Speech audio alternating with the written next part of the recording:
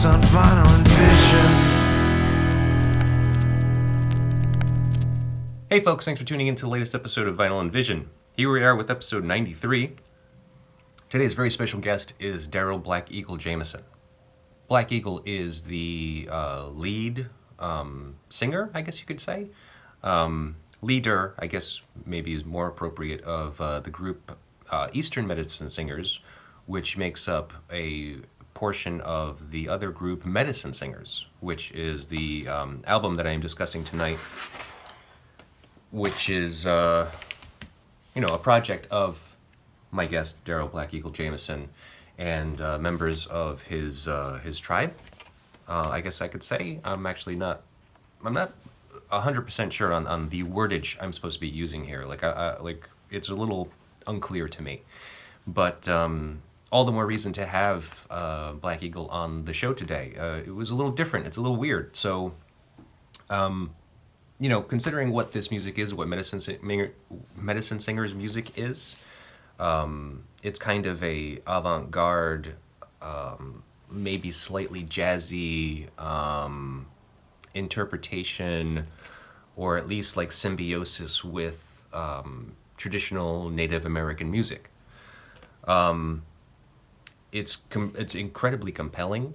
It's just really, really beautiful music for a number of reasons. And I think in our discussion, you'll probably kind of hear about some of those things and kind of put that together yourself. But if you don't know this, I mean, by all means, please really go listen to it. I will provide links for, obviously, the vinyl, if you want to purchase the vinyl, because it's beautiful. It's from Joyful Noise and Stone Tapes.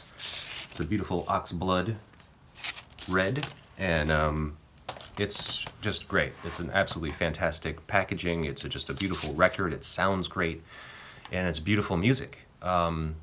So we discuss kind of all of those things, but so it's a little different today because I'm not discussing what influenced Black Eagle to, make music like this and what he does with Eastern Medicine Singers, which is the more traditional Native American versions or kind of style of music. I think that was kind of the focus of this conversation. Was I thought it was hard to try to ask Black Eagle, like, well, what music helps influence what this is? Because it's not modern. Any modern music isn't going to influence what this is. I mean, maybe to a degree, but I mean, essentially, from what I learned from watching that documentary Rumble, which is currently on Netflix, which I happened to catch before I saw Medicine Singers, which is coincidental. All modern mainstream music essentially derives from traditional folklore music, which in part, most of that is from Native Americans. So it's a different conversation in that sense because this is more closely knit to the tradition, though it takes some aspects of current modern music and kind of turns it around.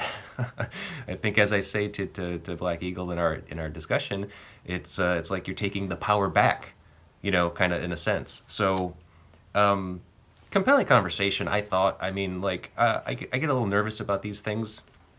I don't like to dance on the line of like social and political conversations and discussions like that because I'm just not the type of person to do that. I don't feel knowledgeable or kind of like educated enough to do those things, but I do feel like it's a compelling conversation to have nonetheless. So that's why I had him on the show today. So we're discussing this album as opposed to another album, and I hope you really like it. Honestly, go listen to this, please. Purchase it too if you can, because it's great. Honestly, it's fucking great music. Go listen to it yourself and be your own judge. If they are playing anytime near you, doesn't look like they're doing any kind of major extensive touring right now, but they will have some shows coming up. I highly encourage you to go see it. They're on Instagram and all that stuff too, so by all means follow them and on social medias, and that way you can be updated on what they're doing when. But yeah, get this. It's good for you, good for the soul. Seriously, medicine. It's in the title. It really is. Thank you very much, folks, for tuning in. If you like this show, all that we ask is that you please do all the things you do with the internet: like, share, comment, subscribe, rate, review, all of those things. It really helps us out, and we greatly appreciate it. If you care to help us out in a more monetary fashion, you can always go to our website, psychicstatic.net. Any purchase you make there helps fund this thing, and we appreciate it. Thank you very much, folks. Enjoy. How's it Black. going? It's good. How are you, man? Not bad, not bad. A little crazy day, but I'm sorry I'm running a little late. That's okay. These things happen to me too, you know. Thank you for joining me. Daryl Black Eagle Jamieson, correct? Yes, yep. And so do I just call you Daryl? Is that cool? Is that You call me Black Eagle, you can call me Daryl, okay? whatever you want. Yeah, I mean, everybody calls me Black Eagle, you know. Do they like on a Yeah, regular basis, like just kind of like everyday kind of context? yeah, yeah. Black Eagle. All right. Yep. Well, can you tell me a little bit about that? I mean, like, let's just get right into this. And you know, typically I kind of ask people, like, where did you grow up? Like, you know, well, what was your life like as a young person? My life was great as a young person, to be honest with you. I had probably had the best life ever. I grew up in a rural town called Shrewsbury in Massachusetts, which Okay. is it's outside of Worcester. At the time, was a small town of like 10,000 people, and lots of woods, lots of room to be a kid and be a young man. And you know, we owned a house, and we had everything. I mean, we had a pool, we all had cars. You Mm-hmm. know, I went to a great school, Shrewsbury High School, and the Shrewsbury school system. And I had a great upbringing, well rounded, because back in those days we had everything. You know, we had theater, we had music, we had the trade arts and everything. So I got to learn a lot of different things. You know, Yeah. Oh, and cool. yeah, yeah. Well, what were you interested in high school? So my thing in high school was science. I really liked science, environmental science. I kind of wanted to be originally. I wanted to be a game warden, and I wanted to live in the North Woods, but that didn't happen. Yeah. And so, I told my father, I said, "Well, Dad," I said, here's the thing. I don't want to put my education on you, because you know how proud I am of being my own man. I said, so I'm gonna join the United States Air Force. Mm. Yeah. I I got a high ASVAB, so I ended up taking environmental science in the Air Force, and I became an environmental support specialist with actually a special team that was called Prime Beef, and we went anywhere in the world in 48 hours. And Really? yeah, Wow. That's yeah. crazy. So we would do what they call bare base. We go in from trees to building a base in overnight, 48 hours, whatever we had to do. And my job was to maintain water waste treatment, solid waste disposal. And as a team member of Prime Beef, of course, we had expedience methods, EOD, building flight lines, fortifying them, and having a fight if we had to. So it was pretty Really? cool job. Yeah. So was there any combat that you had to No, I was partake? in. Luckily, I was in during the time when we didn't have any like major wars. The only thing that was going on at that time, I think, was like, we had operations going on in Panama. Um, you see, there was Grenada, and there was some stuff going on in the Middle East at the time. That's when they Yeah. they blew the barracks up. The Marine barracks in Okay. Lebanon, if you remember that. Not really. I mean, what years was that? That was like in the 80s, I believe. Oh, see, I was a kid. Yeah, I was born in 80, so I wasn't yeah, paying yeah, attention. yeah. You were you were privy to that, right? No, probably not.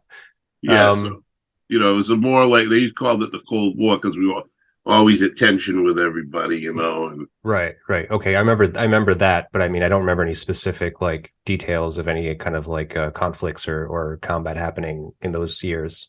yeah, But I remember it was tense. very tense. We went one time. We had to go to England to beef up the airstrips over there, at which we would do. My team would go in and we would build these bomber abutments over there, so that if somebody blew up the airfield, it wouldn't frag all the planes. It would Hmm. deflect it from getting all the planes and stuff, and that was kind of like a big operation mission for my unit to do that. So Yeah. Wow. got to go over there because there was a lot of stuff going on in Belfast, and issues between the UK and stuff and the people that live there. So Yeah. I'm sure there were plenty of issues everywhere. Anywhere to go and help. anywhere, yeah. So you never know what you're gonna do. Right. Well, thank you for your service. I mean, I appreciate that, obviously, as an American.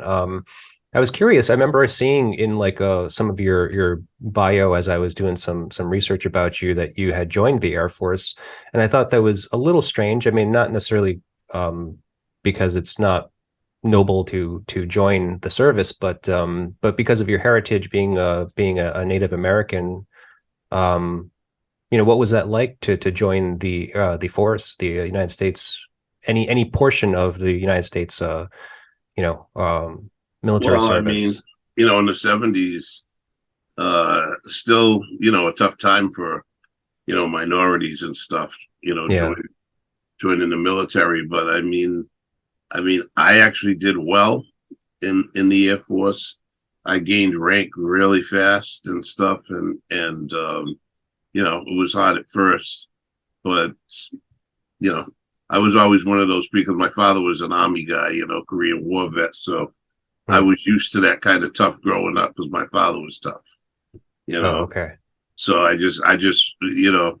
I overcame everything, every obstacle that came at me, I overcame, and I just gritted my teeth and got dirty and did whatever I had to do, and I did like the job. It was an intense job. When you're supplying water in the field for troops and everything, it's an important job because nothing can exist without that.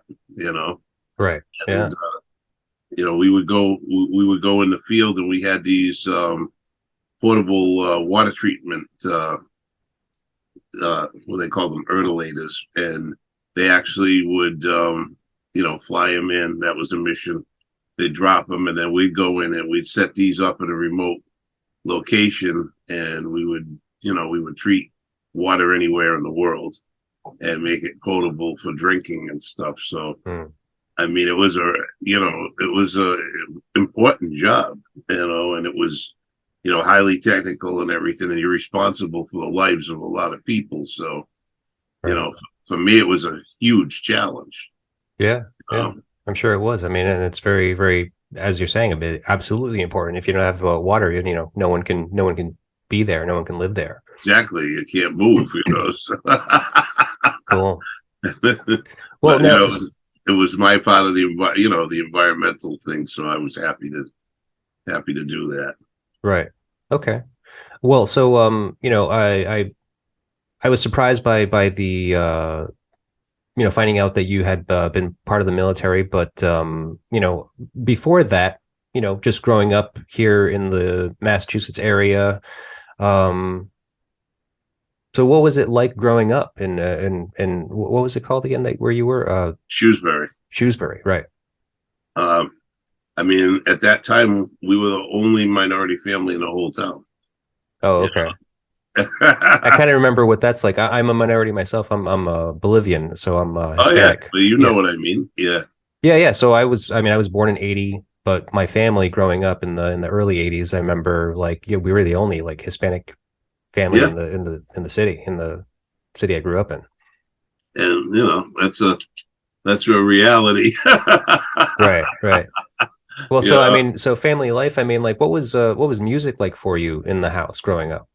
Oh, my parents were like huge with music. They always played music, and My mother and father loved music so much they took us to like all these different concerts and different like orchestras, and they played music in the house all the time. So Yeah. Like what were they playing? Like what do you remember hearing when you were young? I mean, like when I was first a little kid, I mean, I can remember my mother playing, these songs like Yellow Bird. I don't even remember who it was by, but I always loved that. And then they would play some of the orchestra music. And one of I can remember was called Mantovani. I don't know if you ever heard of him. He was a Mm. brilliant Italian composer, and he did the soundtrack to the movie The Exodus. Oh, And okay. yeah, and I used to listen to that, and then of course, big jazz and blues influence. My father and my mother both always were out, going to musical events and everything, especially before we were born, and then after they took us, Yeah. So they were and always like big music buffs. oh yeah, yeah, yeah. And so I mean, I heard music from when I was in the belly. Yeah. Oh yeah. Okay. Yeah. Well, so now, I invited you onto the show because I wanted, typically what I do is I talk to artists about, specifically one album, uh, that inspired or influenced like what they make, because it's typically musicians. Yeah. And, so you are obviously have been a big music fan of like, kind of like mainstream, well, some mainstream and then some kind of classical music growing up as a kid. But based on what the art that you make, musically speaking, is stymied in traditional Native American music, correct? Yes. Yes. In fact, we started the Eastern Medicine Singers in 2008, and what we were doing was we were teaching kids in a program at the Rhode Island Indian Council, and we used to have them dancing, but they were dancing to people's CDs, and then we decided that it would be good to let them hear their own style of music here in the East, and a couple of us got together and we started drumming and everything, Hmm. and the kids loved it, so we just continued doing it. We never had any aspirations of playing anywhere. It was just more or less a convenience and a help to the children that we were teaching and everything. And then, it just kept getting bigger. More people wanted to drum with us and everything. And, I taught them all the language and stuff that I had learned. Yeah. And then, I just started writing songs, and Yeah. translating the language. And I'm not, a fluent speaker by any means, but I had teachers that, taught me the way that the language sounded and everything, so I could put together stuff from the reference books that we had that the native praying Indians had written during the 1600s with the Reverend Eliot. So they translated from our language to the English language. So our language is in that book. So Okay. I used a lot of that stuff, and I also had two elders that taught me. The first one was Clinton Wixon, and he was a great guy, full of knowledge and everything. And he really was the one that taught me the way that the language sounded and everything. And he used to talk back and forth with me to get me to speak the language, and he taught me a lot. And then he passed away right after my son was born, and his friend uh, Donald Three Bears Fisher, he he helped me with the language as well. He was a teacher of the language, and we used to sit with him, Yeah. and he would go he would go over the songs with me and tell me if it sounded right and it was good and everything. And then I put it together. I put the melody together and the song and everything, and then we turned it into an Eastern powwow song. Oh, okay. So these weren't like tradition. I mean, they're based on traditional songs, correct? Yeah, But yeah, you were kind of making your own interpretation of them. right. exactly. Oh, So, okay. so I translated, our language to make these songs and to make them go with our culture and our traditions. For instance, Eastern War dance. They don't do that out west. The Western Right. people and stuff. So you're only going to hear something like that here in the East. So you need a language that's going to speak to the particular dance, which is what I did. I made an Eastern War, and the Eastern War, what it does is it repeats, but each time you repeat fully, you pick up the pace, and that's exactly how the Eastern War goes. So by the fourth time around, you're going as fast as you can because it's a war dance. Right. Okay. Yeah. Building And up momentum. right, Yeah. exactly. Okay. Or what we call as a pickup. You know, Yeah. stuff. So that's kind of what I did, and I created the song. So I'm not, just singing old songs. I'm recreating songs, and basically artistically directing them and put them into context into a song. Yeah, we play some of the Yeah. older traditional songs too, absolutely. But our biggest hit has been our own music and Right. recreations. Oh, okay. Yeah, because I mean, I wasn't too familiar with Eastern medicine singers prior to me catching medicine singers performing, Yeah, which was totally on a lark. I had no idea you guys were playing in Providence. I just happened to be out with my family, yeah, and we were in Providence having dinner. And I remember specifically someone inside the restaurant saying like, "Oh, there's bands playing out back tonight. If you want to go catch them." I'm like, "Oh, okay, sure, why not? Like, it's yeah, that'll be cool." I had no idea what it was, and it turned out it was medicine singers, and it completely like impromptu. I don't know what kind of advertising had been done or whatever that I might have missed, but I was just like, "Wait, this is happening," and we were there, and just without knowing what you were going to go into, it's just like, and then seeing that performance happening, I was just like, my mind was blown, and I could tell that everyone in my family's minds were blown too. that's what we wanted. Yeah, it was great. Yeah, and that was like, that show. They didn't advertise it good. I spoke with them after, and I said, we usually draw a lot of people, Right. and there wasn't a lot of people, and I mean, it was like it was our opening first. It was our first performance after we released the record, and I wanted to be hometown Hmm. and put it out there and stuff, but they just didn't do the kind of advertising that we're used to, so it didn't draw a huge crowd, but the Right. crowd that was there had fun. Oh yeah. Yeah, absolutely. I mean, and it's just like, I mean, I don't think that the music that Medicine Singers does is like, I don't think that there's any possibility that anyone that witnesses it to not kind of come away from it with feeling something, Yeah, you know? Because like my family, like my at least my wife and my kids, who are, they're young kids, they're, young teens, yeah, are not big music fans, you really, know? No, yeah, I mean, it's just weird because like I mean, I grew up kind of feeding them music as much as I could without being pushy. yeah, But I'd ask them all the time as a musician, being like, "Hey, listen, what do you like? What is there anything I can get for you, or is there anything I can kind of show you? Like, or if I show you this, what do you think of this?" And it's always just like, eh. So I was just like, okay, so we kind of showed up there at this show impromptu, not knowing what's happening, what's yeah. going on, and it resonated with them actually. And my son actually took a photograph with you.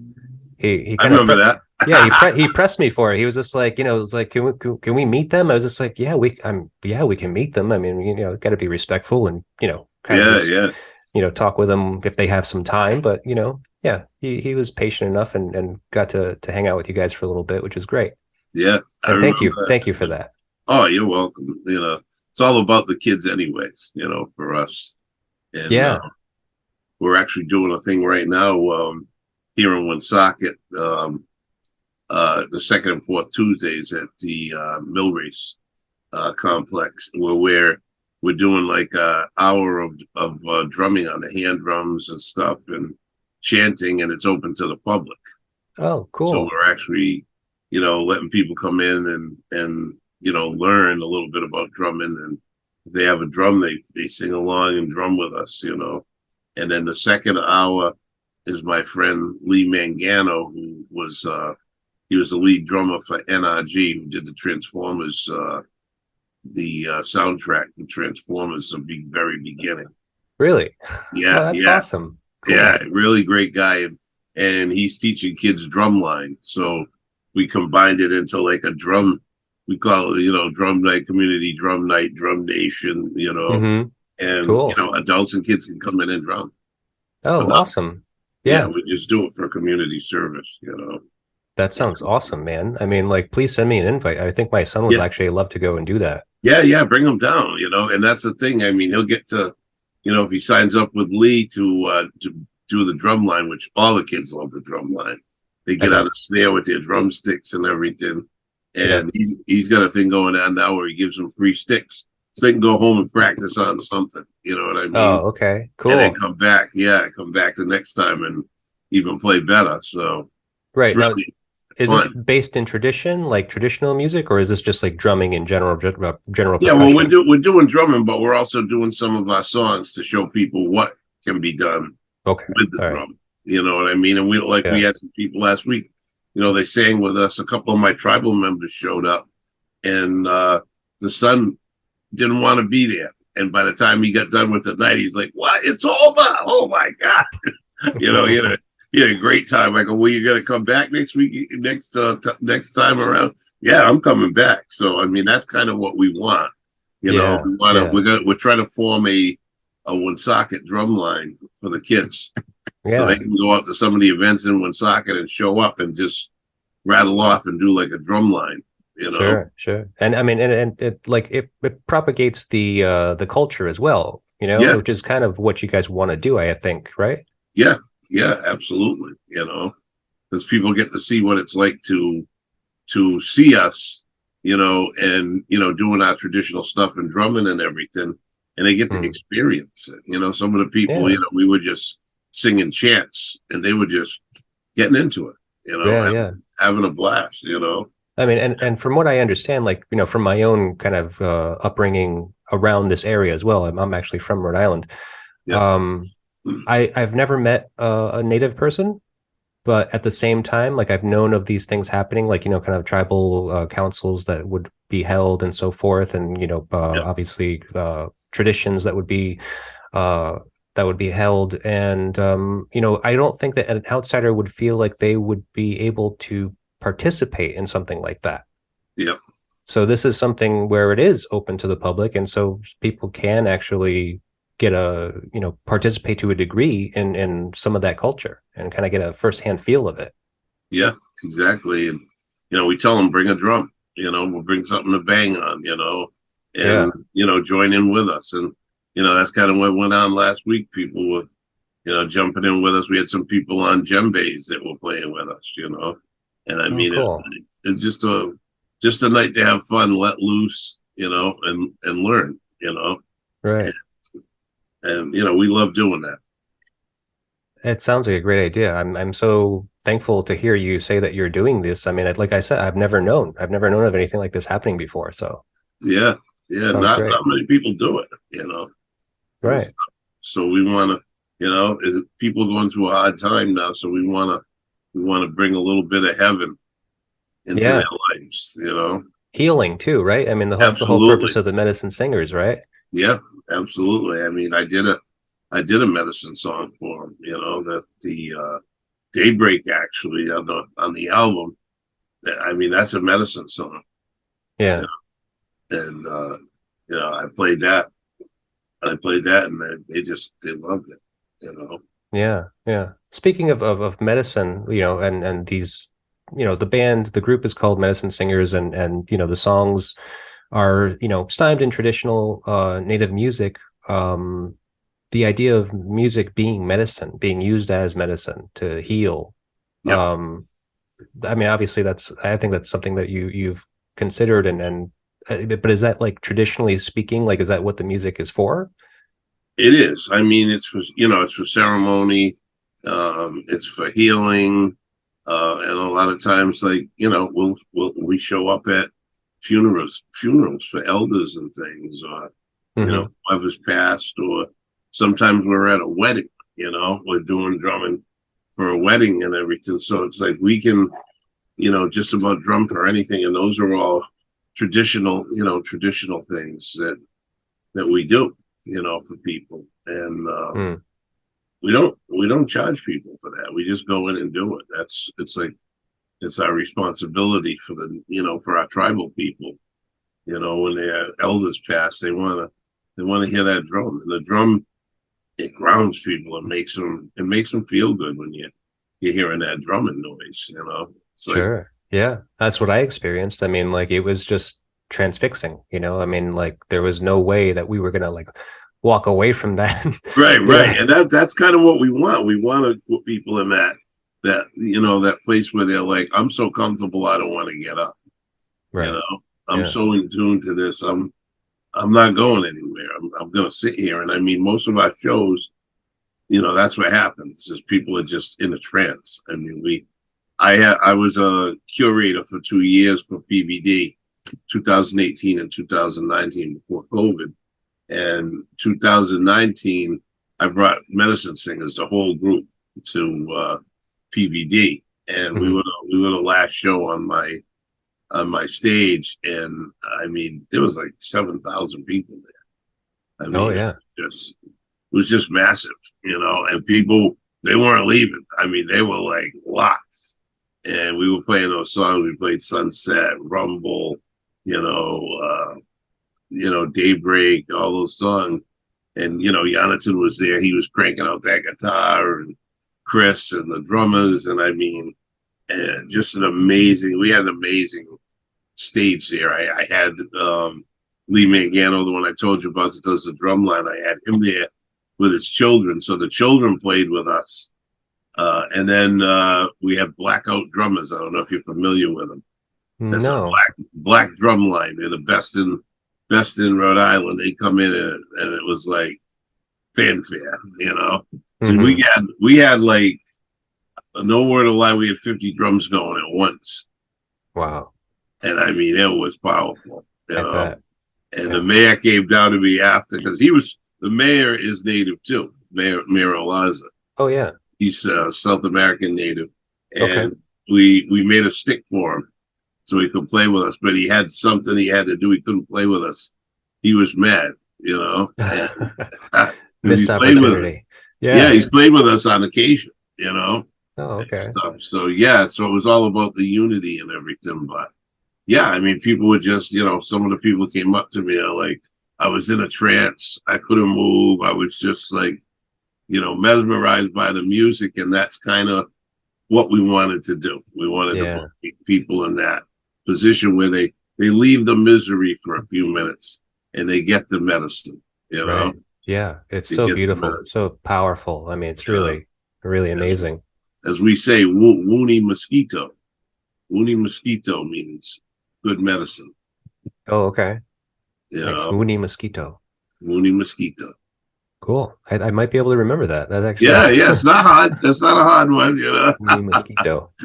So, Daryl, I'm sorry. So I was asking you prior, we kind of got a little bit off topic, but I mean, so when I speak with somebody here, it's typically about an album that was an influence to them. Is there something that you can say is an influence to your art? I mean, because it's based in the tradition, so I don't know like what the connection could be there, or at least like what music speaks to you personally. I like a wide range of music, but my absolute favorite music has always been and always will be the R&B blues type music. Okay. It just moves me. I When I hear it, I get happy. It's like, a warm feeling all over it. I think the sound of, because all that music stems from the drum, if you really think Sure. about it, because the drums, the heavy bass percussion that keeps rocking and everything. And when you hear some of the music today and everything, it's the same thing. It's got that heavy drum overtone, boom, boom, boom, boom, Right. Yeah. and then the bass, those low waves that are driving everything. And that's kind of the music that really makes people, like go crazy, that Yeah. heavy beat. So, the Right. blues was like, when I was a kid, my father used to play, Muddy Waters and Hmm. Howling Wolf and BB King and everything. And I mean, I even like Louis Armstrong and stuff. And I used to do an impersonation of Louis Armstrong, and you couldn't tell the difference. Some of them, some of my friends used to say, Oh yeah. yeah, yeah, yeah, And all that music, I mean, that's kind of stymied from tradition, from traditional native yeah, music, right? I mean, like the yeah. blues. I watched that Rumble documentary. That's actually kind of that was the coincidence was that I watched that documentary and then stumbled upon Medicine Singers. I was just like, this is crazy. Like how perfect it was to for me to kind of get that mindset in my brain, and then all of a sudden see this music. And it was just like, holy crap, this is so wild. It is, isn't it? I mean, and that particular song, we knew Link Ray was native and everything. And, Jonathan was the one, he's like, oh, you gotta like this song, and I was like, okay, let's hear it, And so we Mm. hit a song and, I'm like, oh yeah, we can do something with that, And then we came up with that old Algonquin round dance song, yo, hey, hi, yo, hey, hi. So it's like a chant in the middle Yeah. of Rumble. And I think it really adds to it because it's like Rumble was an instrumental. So now you got this native chant with it that's kind of rhythmic and it's got that nice bass overtone to it, but it's also a harmonic sound that goes Right. with Rumble. So it's like, yeah, that music drives you to create stuff like that, And Right. I think, Right. Link Ray, he was a mastermind of the guitar. He had a particular style, and that style appealed to me, Hmm. because it was like dun dun dun. Well, that's like the drum, bum bum bum. You can hear it. You know what I mean? Right. Oh So, yeah. Yeah. so I heard that music, and it got in me and everything, and I'm like, oh yeah, we can do something with this, And we did, Wild. and we just kept doing it, I mean, we haven't even introduced inkling of our songs that we have to do this to. And it's coming. We're going to be doing some more. Oh, okay. Definitely going to be a Medicine Singers 2, 3, whatever, you know. Yeah. Just keep on going with it, Yeah, huh? yeah. And it's not, Great. it's not our only collab. I mean, we've worked with the Blackstone River Theater, and we perform there and things, and we open up for their summer solstice every year in June. And the nice thing about that is they have all these clinics with fiddlers and everything, and we'll jump in and we'll go play with these guys. Hmm. So we're Yeah. playing with Irish music and stuff, and then after the event, there's like an open K-Lay, they call it, and we all come together, all the musicians from all over, and we get in a circle and we all play, and it's like it's amazing, but um, it's influential because where you're going to get this. You got somebody from Norway and they're playing, with Native Americans. One guy was like, Right. "I never even seen one," he was from Scotland or something, Yeah. and Yeah. and so we have all these people, playing with us, and I took one of my friends who's in a band called Runa. She's a beautiful Irish girl, Irish, nice Irish traditional voice. And I taught her that song Daybreak. And we shocked everybody this year because when we did that Kaylee, I brought her up and we sang it together, Hmm. drummed Okay. it. So people were like shocked, wow. Yeah. And it was just, I wanted to show people, our music is great. We can do anything that Right. anybody else can do and more. Sure. Well, I mean, there's two things about that. First of all, is of course, based on the Rumble documentary that I watched. I mean, that's where all popular music is coming from, essentially, right? Yeah. I mean, Yep. and also from what I understand a little bit about traditional music from different regions. See, so for me, I'm South American. I'm from Bolivia, Yeah. so our native people were essentially from the Incan Right. people, and Right. so their music is Andean folklore, I guess. And so I've heard some of that music. Yep. And obviously the American native, there's different tribes from different areas around the country, and then even like traditional like folklore from Ireland, like the Right. Irish. I remember I've heard some of that stuff, and then like the Celtic music, and Yeah, I'm like, it's all kind of, first of all, it's all based around the drum. it All is. of those have drums in them, and those are Yep. that's the primary focus, and Yep. it's kind of similar. Like all of them have a similarity to them. Yeah, they do. They do. And it's like, I think we bring it out. You know what I mean? That's that kind of Yeah. what we've been doing over the years. I mean, we play with a group called Kudu, which they do a combination of wild Celt music and Viking, you know. Hmm. And we cut a CD together. It was called War Pipe. I mean, and it was it was a cell phone CD, but I mean the thing sold out.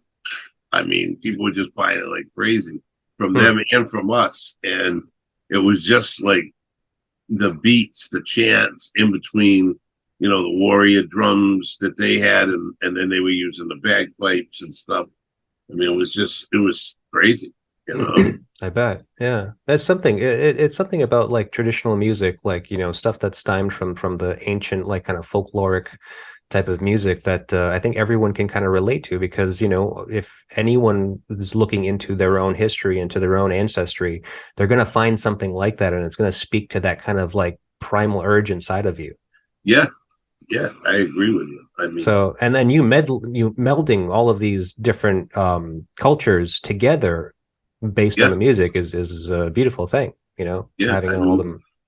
we love it. I mean, we played a piece. We had a native brother from out west. He came in and stuff. He wanted us to do a piece with him for his final thesis for his master's degree. Hmm. And he was at he was part of the Boston Conservancy Orchestra. So he wrote up a piece, and we played it with the Boston Conservancy Orchestra. That was back in 2013, maybe 2014, and we had an audience. I mean, they loved it. I mean, it was just a great, you know, uh, collaboration together and stuff. Orchestra and a Native American drum, and Yeah. we were doing chants, not a lot of language singing, but chants and everything, and that was beautiful. Yeah. I'm sure it was. A couple more things I wanted to ask you about. So you were mentioning a little bit about your background. Like I was asking about like kind of what music you really kind of looked to or influenced you as growing up and so forth. But I think you said something about how you were being taught the more traditional aspects of your native culture, right? And so you didn't grow up like with that. It wasn't something that you were kind of being taught like since from a young child. No, I mean we my grandfather, and my grandmother, were native and stuff, and they always told us that we were. I mean, we did do some, traditional things. And my father, when we were little, he brought us to this specific powwow that were friends of our family every year. So we used to go there and hear the drums and dance Hmm. and stuff. And then of course we went up to the Mohawk Trail to some of the powwows they had up there as well. So I mean, me and my brothers were around, around that. But we didn't grow up on the reservation or anything and Hmm. stuff. But it's in us. Sure, of course it is. When Yeah. something's in you, that it's in you. You know what I mean? You become a natural addict and stuff. And I think that's what happened to me. It was always in me, and then something just brought it out at the right time, and then bang. I mean, it just took off. Piece of medicine took off, and then medicine singers took off, and that was even a fluke too because we were down at South by Southwest playing traditional music, and we ran into Jonathan, and he wanted us to play with him. And at first, I told him no, and then Yeah. one of my guys, Ray Tuvok, he talked to me. He's like, "Come on, you're the mother of invention." So I said, "All right, we'll go play." So we went and we played with him in this venue down in Austin, and I was looking around, and it looked like some of the people were crying. And I said, "Hey guys, get the drum. We gotta get the heck out of here. They gotta kill us, right?" It looked like people were upset. And so we left, and Jonathan came running out. He goes, "Hey, what are you doing?" I go, "I don't think they liked it." He goes, "Like it." He goes, "They loved it." He goes, "You made people cry." I said, "I know. I didn't think they liked it." He goes, "They love it. Get back in here." So we went back and set up the drum, and we played the rest of the set with them, you know? Wow. And people would just, flip it out. They loved it. And, it was just a spontaneous, thing of the moment. And, it went over well. Right. Yeah. No, it was a big hit, actually. Even South by Southwest listed as one of the newest best acts of 29. I think it was 2018 or 2019. Yeah, 2018. Yeah. Cool. So you didn't know Jonathan prior to that? Never heard of him. Never met him.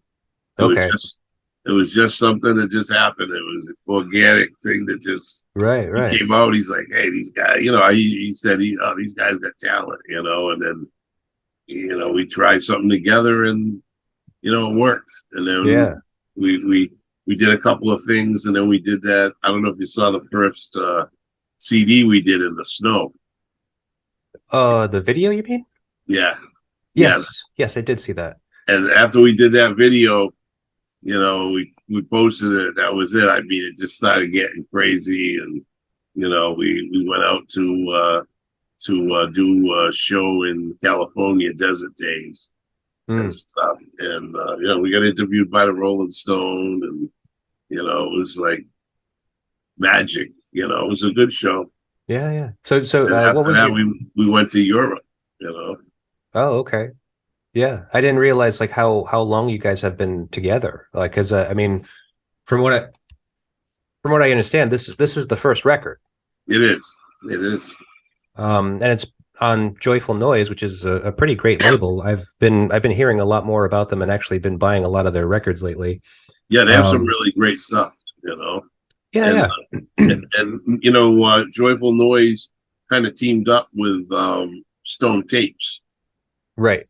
That's Jonathan's thing, right? His label? Yeah, that's Jonathan's label. So they worked together and stuff, and got this album out there, and they did a great job promoting it and everything. And it looks great. It sounds awesome. I mean, it's a really beautiful production. It's definitely worth checking out. If I don't know how many vinyl copies they still have left, but they were doing CD and digital anyway. So I mean, anyone can get it. Fine. Yeah, nothing like an album though, I'm a big vinyl proponent, obviously. So I mean, I had to get it. I ordered this as soon as it was available, because when I saw you, and I guess it was the summer of 2022. Yeah. You had the CDs there, but I was just like, I'm gonna go look for the vinyl. Yeah. I think that came out in like August or something. It did. I had to pre-order it. Yeah. They're selling. Music's selling. Good. That's great. I'm happy to play it on the radios, and Yeah. Well, I mean, it's a good label. They're gonna push it no matter what. I'm sure of it. So, so now back about Jonathan and your first meeting with him. What was your impression of him at the time? I thought he was a weirdo at first. He was just sitting there watching me, and I'm like, "Who's this guy?" I mean, I'm on, but he was this guy looking at us, and stuff. And then he got up and he came back and he's looking and everything. I bumped one of the guys as we were playing, and I'm like, "Hey, he's back. He's still watching us, And he took off, and that's when, after that he approached Ray Two Hawks, and Ray's like, come on, and I was like, nah, I'm not going, Right. And then he came back and he's like, "Come on, man, you always doing crazy stuff. Are you gonna let this opportunity go by?" And I'm like, all right, let's do it, And I wasn't sure how people took it, because it's a clashing of traditional music with rock, and some people may not like it, some people. That's kind of the thing that I had. I mean, like, I'll tell you this story, and excuse me if I sound like I'm ignorant about the thing, but like I was saying, I saw the Rumble documentary prior to seeing you guys.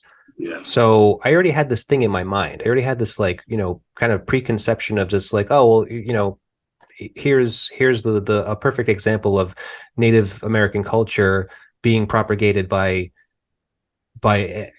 the white man essentially, and Yep. mainstream music gets essentially turned into the blues and jazz and everything that we know about modern music today, and no mention of the native people and their traditions whatsoever.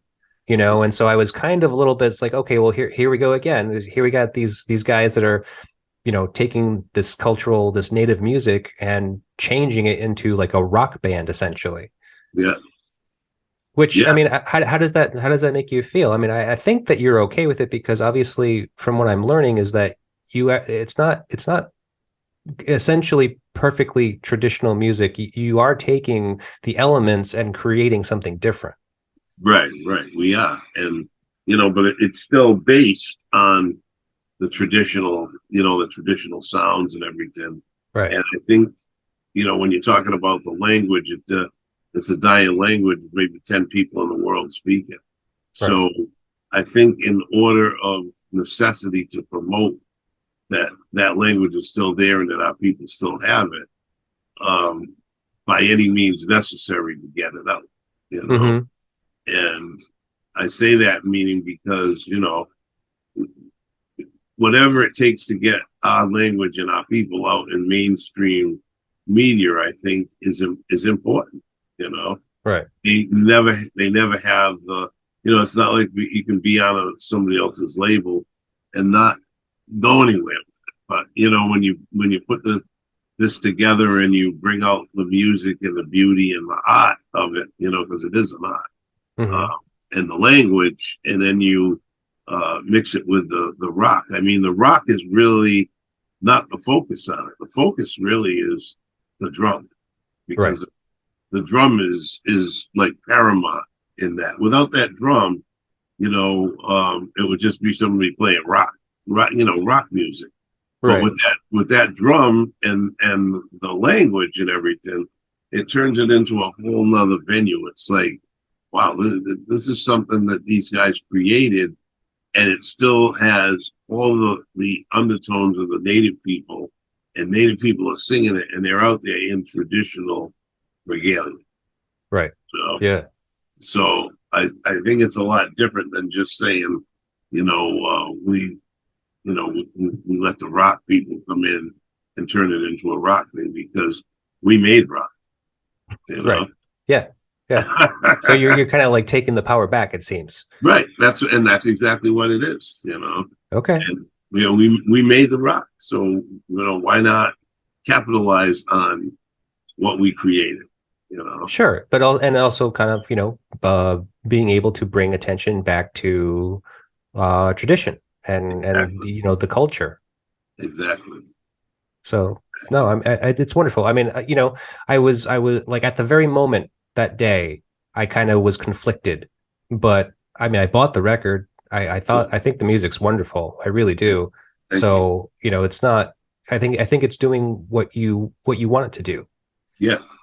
Do you think that there's any like native people that are opposed to it? There may be some. I mean, I You're haven't not really seeing it. I haven't had any kickback on it. I mean, Yeah. I was on Indian country today, and they loved it. And that to me would have been the place that, if there was a lot of kickback on it, it would have been, because Mhm. Indian country today's the newspaper, the news of 500 nations in the United States. So if somebody was going to pick it apart, I would think that was where it would have been. And Yeah. I'm not saying that everybody likes it. There were probably some traditional people that may not, but Right. there's also a lot of other of the younger generation out there doing different things. Like, you take a Tribe Called Red, now called the Hallucination. Mhm. They're doing stuff. We got Cody Coyote doing rap out there, and there's a lot of other native people that are doing really cool stuff and bringing the native music into it. So I think that's going to be the wave of the future.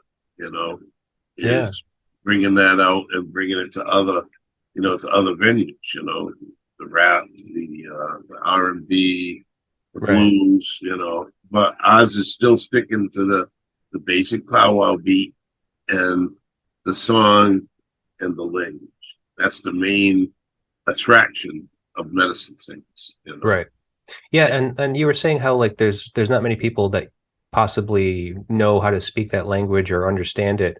Um, if you could translate it, I mean, do you think that that would be something that would be interesting to like actually translate it to a more common language today, like English or even Spanish or French or something that's kind of just more one of the Romance languages? You mean, And would the meaning be the same, do you think? Or no, it wouldn't be the same. You need that sound of the language. I mean, yeah. like, you know, like Daybreak. Take Daybreak. Monta Beruni, Kisa Kwoniga. You Mm, know, when I sing it in that language, it brings a whole different meaning than when if I was to say it in English, you know, good right. morning, it's a beautiful day. It's not the same ring as what I'm giving you. Oh, okay. Yeah. You See, know what I I mean? didn't know what those words meant, but Yeah. okay. And so when you look at the video, we put the words up so that people know what it means. We actually translate, you know, and Oh, so okay. that's the beauty of that song, the Daybreak song, and in it, you know, is a bunch of language, and people now know what we're talking about, you know. But Yeah. you can't make it the same sound with the English language as you can with with my tongue, you know.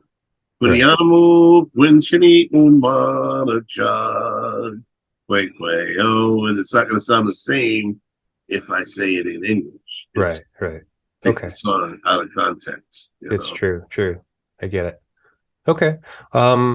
So now again about your meeting with Jonathan, you didn't know about his band Monotonics. You never heard them before. Never heard of Yeah, it. and I mean, I know that you like the classic rock and blues, R&B, stuff like that. But I mean, what about the crazy rock and roll that some of the people that you were working with on this project are from? I mean, like, were you familiar with any of these people and their background? No, nope, None of them whatsoever. none of them. We just Like Iku Mori, she was from DNA, nope, which is like a no wave New York band. Like, never heard of them. so what was that like for you to be in this world with these people, because they're like they're influential people. Thor Harris and I forget his name, Yeah, Michael Spradovich. What is his name? yeah. Oh, Chris. Chris Yeah, from Swans. yeah, Swans. Yeah, Dude, I those. heard of Swans. You know, Oh, and okay. yeah, and so they met me and I met them, and I was like, you guys are cool people. You know, Right. you cool people and stuff like that. And I said, I like you. You know what I mean? And because I like you, I'm gonna let you play my music. Yeah, yeah. Because Well, if I don't like, I I'm mean, a they're warrior. talented, right? They're talented people. They definitely bring Right? something to it. But I Yeah. mean, just being in this weird realm. I mean, like I don't know if like did you like you didn't understand what that was when it's like these group of people coming to work on this project with you. No, I had no idea who they were. I mean, Jonathan told me. I mean, Jamie Branch. I mean, hit it off with her. We went to go play a show in New York. And Mhm. I said, what do you play? She goes, oh, I play the trumpet. And I'm like, oh, I love the trumpet. Let's rock this place. You know what I mean? And so Yeah, we went in to this club and, it was packed. And, she blew the horn at the right time and everything. And I was like, that's what I'm talking about. When you're a musician and you can walk in and not know a soul, nobody, never played with them before, and you can right. turn a whole audience out, you're good. Oh yeah, yeah. No, I mean you have killers on this record. Yeah, They're it's killers. yeah, we got and Thor. I met Thor and we were down in San Antonio, and he had I said, hey, you know what? I already like you, man, because you one of my favorite cartoon heroes, Thor. And then you got a hammer here. You're playing it with these mallets and everything, and I'm like, let me hear it. And he's playing it. I'm like, wow, that's gonna Yeah, work. You know what I yeah. mean? And so we Thor. were getting down. So Thor was right behind me. I'm the lead singer and stuff and the drummer. And, I'm looking back at him. I'm putting my drumstick up on him and everything. And we're crossing and everything. And we're getting the vibe getting going. And because we had that mutual like coolness together, the music was even better, Right. Yeah. And No, we just made it happen, you know what I mean? It was like there's no right, you can go out, you can compose and do everything and stuff like that. And that a lot of musicians that do that, they're just awesome. But we're a different kind of musician. Oh yeah. Yeah, no, That you have musician your comes, own thing for sure. And I think that the every all those musicians probably knew that going into it, obviously.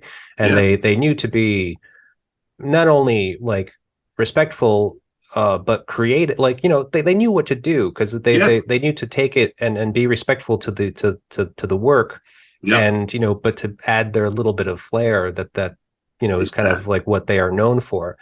Yeah, And yeah, it turned out to be a really great record. So yeah. I'm very happy with the record. You know what I mean? And like when we put, when we all played together and everything, my whole thing is, look, if people are comfortable, they're gonna make good music. I tell them like, I don't care what you do as long as it sounds good, and mhm. we're all rocking and we're in harmony. I don't care. You know what I mean? Because I know if we do that, it's gonna be bad.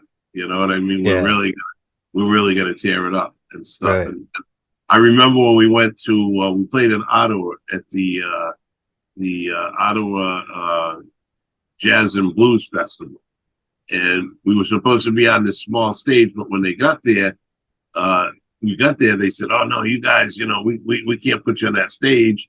We got another stage for you." So I went over to the stage and checked it out, and it was huge. And I said, "Well, this is a pretty big venue here." They're like, "Yeah, we're packing it in. You guys are opening for Logic, the rapper, you know." Oh yeah.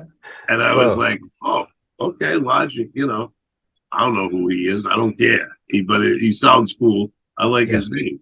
So we went down, and the other guys, we were all together because we had this big, long 38-foot trailer, and we were all hanging out, eating and stuff and everything. And the other natives across from us, we ran into and we met. One of them was Cody Coyote, and he was up from northern Canada and everything. He goes, you guys are opening for Logic, man. You're gonna have a big audience." And I'm like, "Oh yeah." He goes, "Yeah." And we were all hanging out together and having a good time and everything. And we're sitting back. They set up hammocks for us and fires, and it was just one big party. Hmm.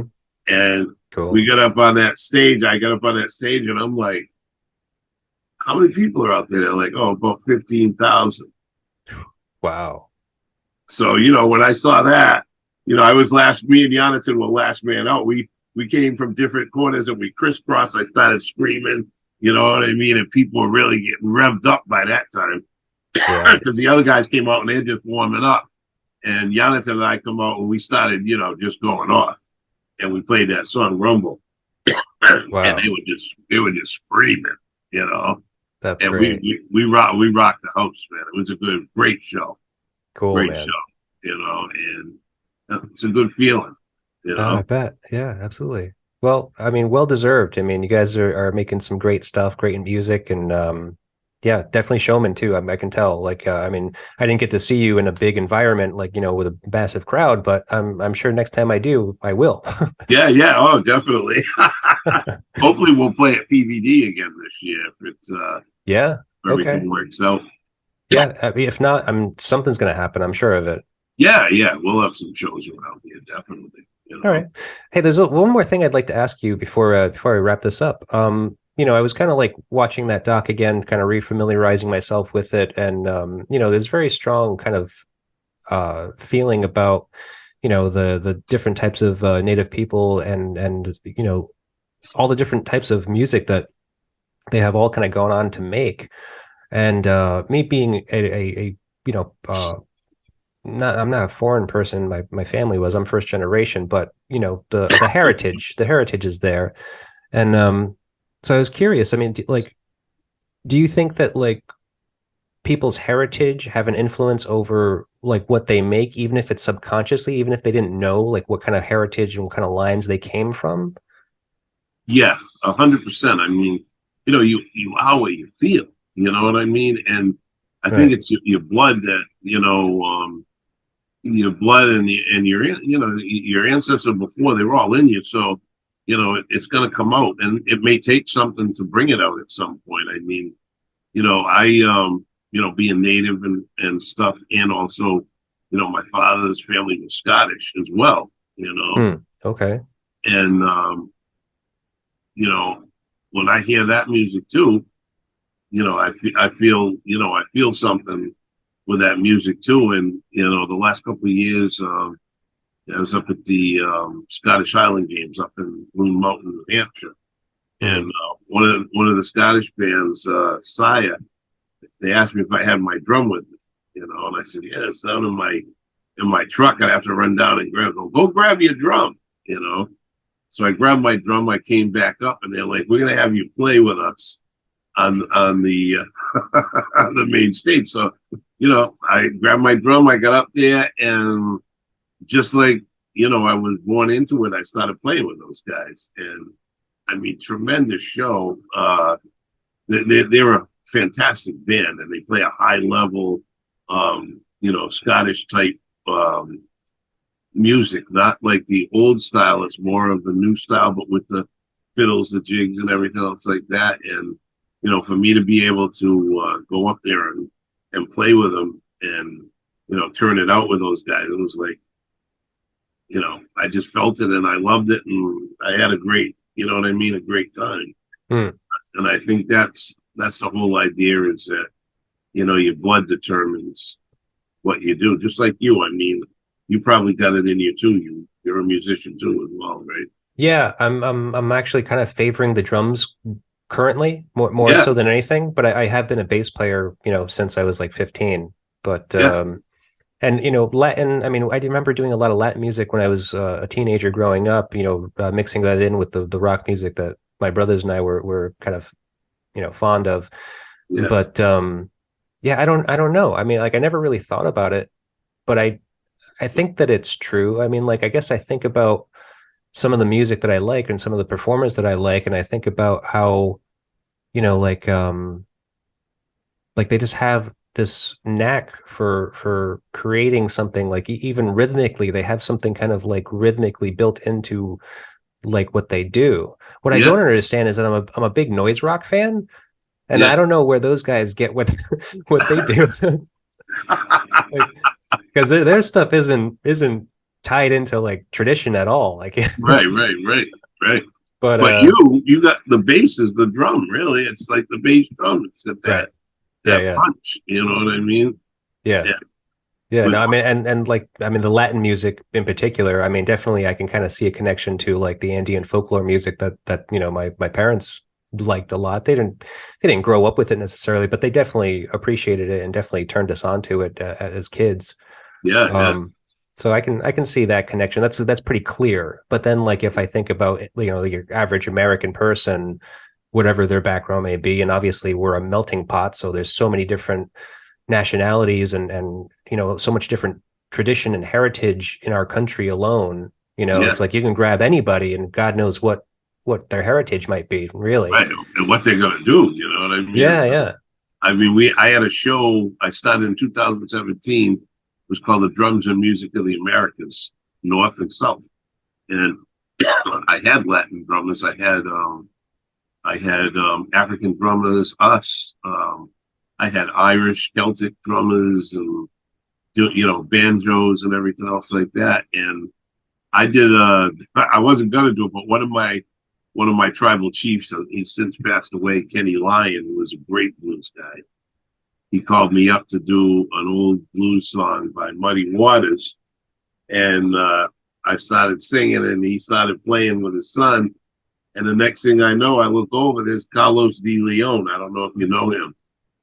He's a Sounds great, familiar. great Latin player. I mean, he's played with Tito Puente, Oh, okay. Wow. and he jumps in with his horn and everything, and we do this, this blues riff together. I mean, it's on Facebook. I didn't record it. Somebody recorded it when we were doing it, and it was like magic, It Yeah. was like magic, and I mean, we had the best time ever, And Right. again, it's either it's in you. It's either in you or it's not. Everybody can't be a musician, you know. Right. But the Right. ones that are, you know, the special ones, it's inside them, you know. Right. Right. Just And waiting to come. like what they do is kind of like in their DNA. Yeah. Like how they do the like what it is that they do. Yep. Hmm. Exactly. Now, Interesting. what kind of drums do you play? You play the congos, Oh no, I just do like rock and roll drums. Like, rock and roll like a drums? kit. Yeah. Yeah, drum kit. Yeah. That's cool. I mean, I got Yep. my son a set of bongos for his birthday last year, but I don't really ever play them. I mean, I can, but I just don't You know, really. huh? Yeah, I mean, I'm like I'm a more modern American kid, really. You know, it's just like Yeah. I'm into rock music, so Yeah. I don't really dabble with that. I mean, I can do it. Like I have the understanding of like Latin music and kind of Latin rhythm, but Yeah. I mean, I just don't have an application for it because I don't play with any Latin music people. Right. So I don't know. Until now. Maybe, yeah. I mean, well, or I incorporate it. If I play with some, rock and roll people, I bring in a little bit of that Latin feel to it, you know? Yeah. You know, like right now I'm working on a project with a couple of friends of mine and a couple of the medicine singers, and we're doing a thing I'm calling Ancient Sounds, and I have a guy with the gouda and the flute, and then drumming and chanting, you know, and we're Yeah. bringing in that like ancient sound. We may bring in a horn too to Huh. give it a little more depth and background into it. But you know, we've been doing it. Did one session so far, and it was cool. Cool, man. It's Sounds tight. yeah, it is. It is. It's a new thing that I just came up with. We're messing around. We'll see what happens. You know, you may Yeah. see us jump out and do a couple of different songs this year. You never know. Yeah. Cool, man. That sounds great. I mean, Yeah. just keep at it, keep working on it, keep on creating all this crazy music. I love it. Yeah, me too, man. You know. Well, Daryl, I just gotta have to say, it's been an honor speaking with you. I really appreciate you taking the time. Thank you. You made a wonderful record, Joyful Noise Records, Stone Tapes is Jonathan's label, and it's out available now. And I recommend everybody go listen to it at least. Couple hundred times. As many times as possible. Exactly. And then buy it too. On top Yes, of that. buy it. You gotta buy it. So yeah, I don't think you have any plans for touring or anything as of the moment, right? Yeah, I just something came in the other day in August. We're going back up to Canada as far as I know, and of course we're gonna do our usual. Eastern Medicine always plays at Mystic Seaport, so we'll be back down there. Yeah. When's that happening? I just got that in. I think it's the beginning of June. I'll let you know. Yes, please do. That'll be awesome. be more of a traditional show with dancing and stuff. That's okay. I can dig that. Yeah. Cool. Very cool, Daryl. Hey, well, thank you very much. Best of luck to you. All right. Thank you, brother. You have a great night.